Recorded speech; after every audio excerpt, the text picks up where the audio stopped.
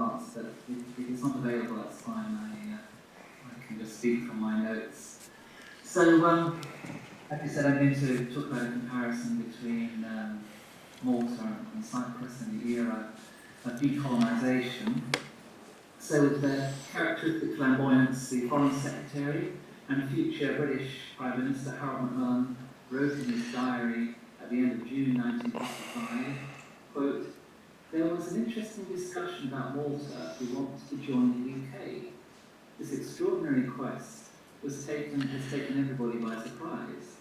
If we don't accept, we shall be shooting Cypriots for wanting to leave us, and the Maltese for wanting to join us."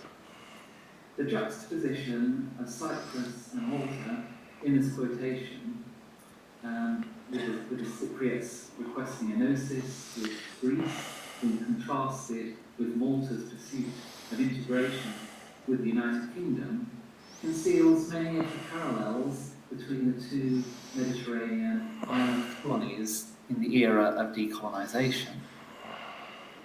One of the key similarities between the experience of Cyprus and Malta in the 1950s is the British insistence that neither territory was a suitable candidate for full independence. In July 1954, the Minister of State for Colonial Affairs, Henry Hopkinson, had famously announced that, quote, "There are some certain territories in the Commonwealth which, owing to their particular circumstances, can never expect to be fully independent."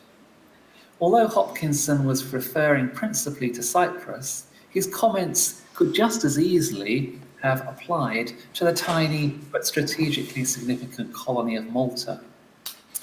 Less than a year after Hopkinson had made his statement, Sir Herbert Breton of the UK Treasury, reflecting a widely held view, remarked that Malta could, quote, "never be given Commonwealth status because of defence considerations." Another Treasury official had already declared that, quote, "Malta can never be a fully fledged member of the Commonwealth because she will never be financially or economically independent." Indeed, Malta's economic dependence on Britain, coupled with its perceived strategic importance, which had been reinforced during the Second World War, apparently made Malta a poor candidate for full independence. Malta's seeming loyalty to the British connection, exemplified by its pursuit of integration with the United Kingdom, can also be questioned. Although less overt than the Orthodox Church in Cyprus, the power and influence of the Catholic Church in Malta was an inescapable factor in Maltese life at the end of empire. Dominated by Archbishop Michael Gonzi, the Catholic Church in Malta enjoyed a continuing social and political role, so much so that it became one of the key actors in the process of Maltese decolonisation. Archbishop Gonzi soon indicated his concerns about the proposed integration of Malta into the United Kingdom, expressing the fear that Malta would be reduced to the status of an English county, while also stressing the dangers of an application of English legislation to civil marriage and divorce in Malta. The governor of Malta, Sir Robert Laycock, asserted that the Archbishop would, when the time was ripe, do all he could to oppose the Maltese government's programme of integration. Laycock proceeded to point out that the Archbishop's scepticism towards closer association with the UK stemmed from a fear that it would bring in its train an increased seepage of advanced and possibly anti-clerical notions into the Maltese, who at present are 100% Roman Catholic. The fact that the integration scheme of the 1950s had been championed by the Malta Labour Party Prime Minister Don Mintoff, whom Gonzi described as an extreme left-wing socialist, merely enhanced the Archbishop's determination to oppose the integration scheme tooth and nail.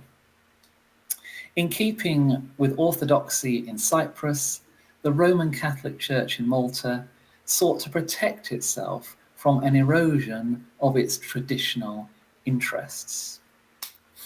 Ironically, given that the integration scheme had initially been championed by Labour leader Dom Mintoff, his enthusiasm for the scheme quickly turned sour as he wrangled with the British government over economic equivalence.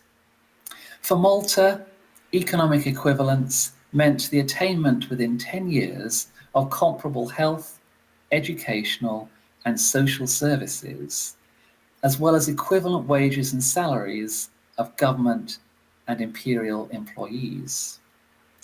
He also insisted upon the acceptance of financial responsibility by the British government to deal with the result of any unemployment caused directly by UK government action.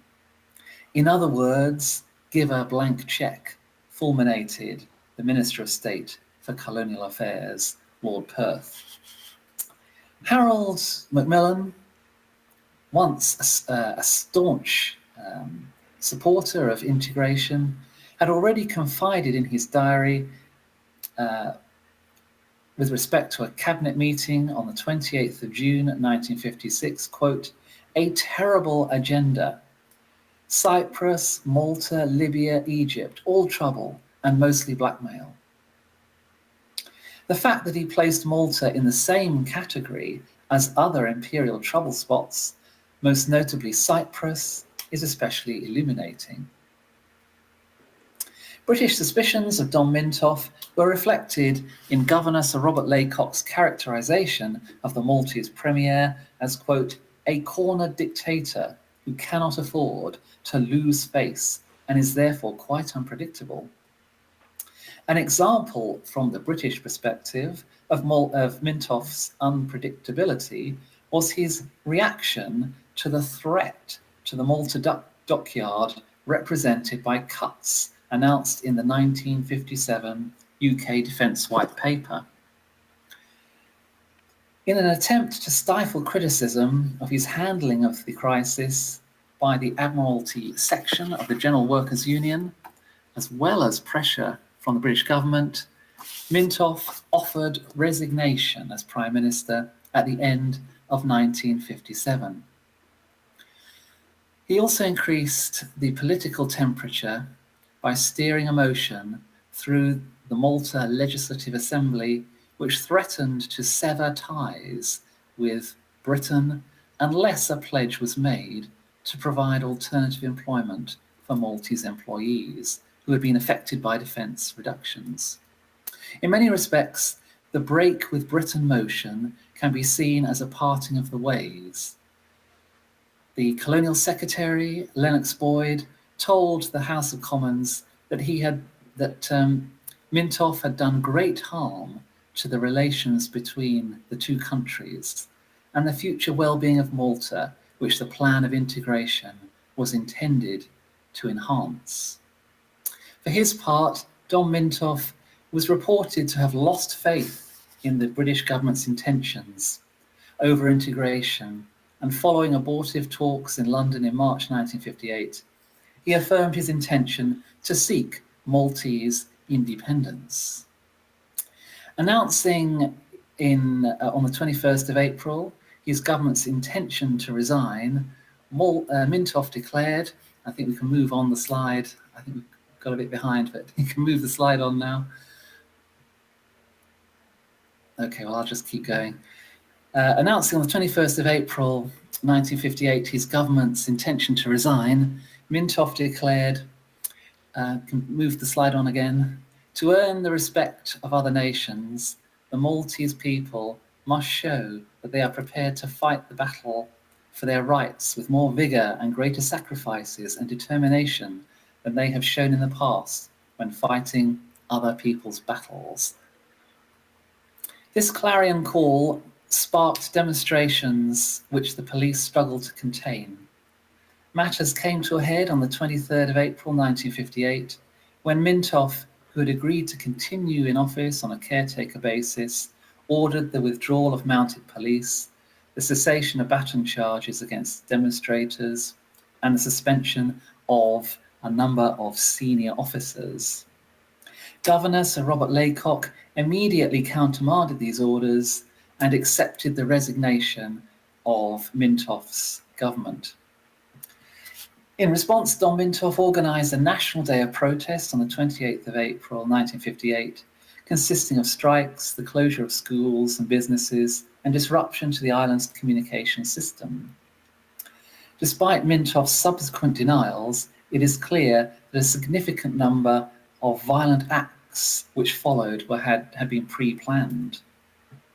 Amid mounting disorder and against the background of Giorgio Borgia-Olivier's Nationalist Party's refusal to form an alternative government, Governor Laycock was given permission on the 29th of April 1958 to declare a state of emergency, which ushered in 3 long years of direct British rule in Malta. The depth of bitterness felt by Mintoff following the unravelling of the integration scheme was soon demonstrated. Writing in the wake of the Iraqi Revolution in mid-1958, the Governor of Malta, Sir Robert Laycock, reported, I think we can move on our slides, if that's okay. According to reliable, that's right, that's fine. So this is Mintoff from July 1958. This is Sir Robert Laycock reporting Mintoff's views. According to reliable sources, Mintoff is known to have expressed a view privately that this was the psychological moment to bring pressure to bear on HMG to further his own political ends, and that the UK would have to pay dearly for the island.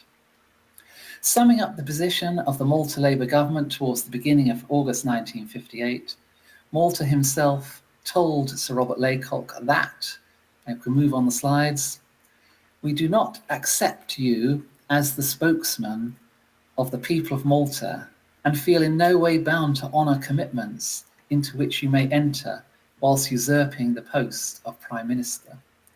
Neither can we properly see you as the spokesman of the British people." In the same missive, Mintoff referred to Laycock's foreign and dictatorial rule. Mintoff had earlier told the New Statesman publication that Laycock had unconstitutionally taken over control of the Malta police force and appointed himself, quote, supreme dictator. The mutual suspicion engendered by the demise of the integration scheme had lasting repercussions for relations between Britain and Malta, with the latter, with Mintoff, increasingly adopting an anti-colonial oppositional role. While Malta did not encounter the same degree of violence and disorder experienced by Cyprus in the 1950s, neither did Malta's relationship with Britain reflect the emphasis on stability which is presented in the existing historiography. Equally, claims that Anglo-Maltese relations did not suffer breakdown are belied by the tensions engendered by the crisis over integration and its ultimate demise, culminating in the declaration of a state of emergency and the imposition of direct British rule in Malta. The continuing political role of the Church in Malta under the iron grip of Archbishop Michael Gonzi and its ability to thwart British colonial policy towards Malta also has distinct parallels with the avowedly political role of the Orthodox Church in Cyprus under the dominant and domineering form of Archbishop Makarios. While Malta clearly did not descend the position of insurgency. Did you hear me? Please proceed with the conclusion. I'm doing that. I've got one sentence left. Okay, great, thank you. So I'll just repeat what I was saying. So the continuing role of the Church in Malta under the iron grip of Archbishop Michael Gonzi and its ability to thwart British colonial policy towards Malta also had distinct parallels with the avowedly political role of the Orthodox Church in Cyprus, as I said, under the dominant control of Archbishop Makarios. While Malta did not descend into the position of insurgency against the imperial power, there are perhaps more parallels between the experience of Malta and Cyprus in the era of imperial deconstruction in the 1950s than the existing historiography permits. Thank you.